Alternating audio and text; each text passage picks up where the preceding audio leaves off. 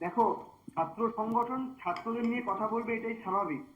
ছাত্র সংগঠনের মিটিং এ প্রাক্তন ছাত্র নেতা আসবে কি কোনো ফিল্ম স্টার আসবে বা অন্য কেউ আসবে, এই নিয়ে আমি বলার কেউ নই। তৃণমূল কাকে ডাকবে তার বিষয়, আমার এতে কিছু বলার নেই।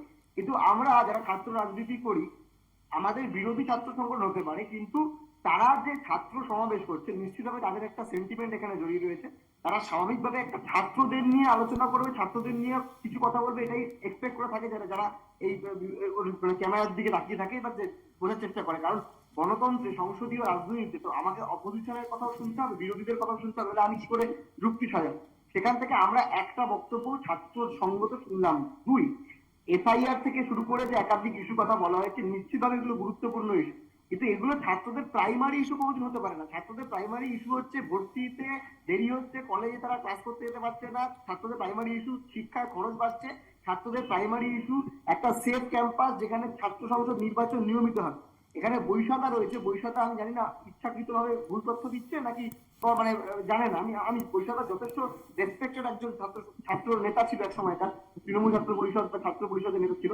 আমি আমি যতটুকু জানি, আমার যতটুকু বোঝাপড়া, আমার এই পিরিয়ডটায় পড়াশোনা করা 2017 সালে আমি এমএ ফার্স্ট ইয়ারে পড়ছি। 2017 সালে শেষ যখন ছাত্র সংসদ নির্বাচন হচ্ছে 31শে জানুয়ারি প্রেসিডেন্সিতে, এবং ওই 8 মাস সময় ধরে অন্যান্য college, Calcutta university, Bardhaman university বা রাজ্য জুড়ে যে নির্বাচন হয়েছিল, তার পরবর্তীকালে তার হিসেব মতো 2018 সালে নির্বাচন হওয়ার কথা।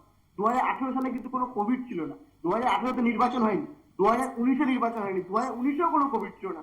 2020 সালে যে কোভিডের কথা আমি ধরেও নি, ছাত্র সংঘ নির্বাচন হওয়ার কথা জানুয়ারি ফেব্রুয়ারি মাসে। তার মানে 3 বছর কোভিডের কোনো গল্প নেই। 3 বছর ছাত্র সংসদ নির্বাচন। আমি আসবো তোমার কাছে, আমি সুভাষিস দার কাছে আসছি।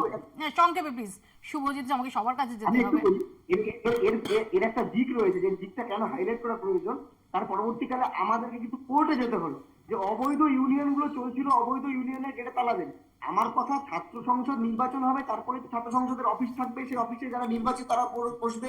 সেটা শাসক হতে পারে, বিরোধী হতে পারে, যাই হোক সবাই মিলিয়ে ছাত্র সংসদ নির্বাচন চলবে, নির্বাচন ছাত্র সংসদ চলবে। কিন্তু এখন যেটা দাঁড়িয়েছে, ছাত্র রাজনীতি বা ছাত্র সংসদ, আমার দেখে খারাপ লাগে যে ছাত্র রাজনীতির বিষয়টাই একটা উল্লসিত জায়গা, একটা আসবো সুভাষিস দা। দুর্নীতিবাজ জায়গা।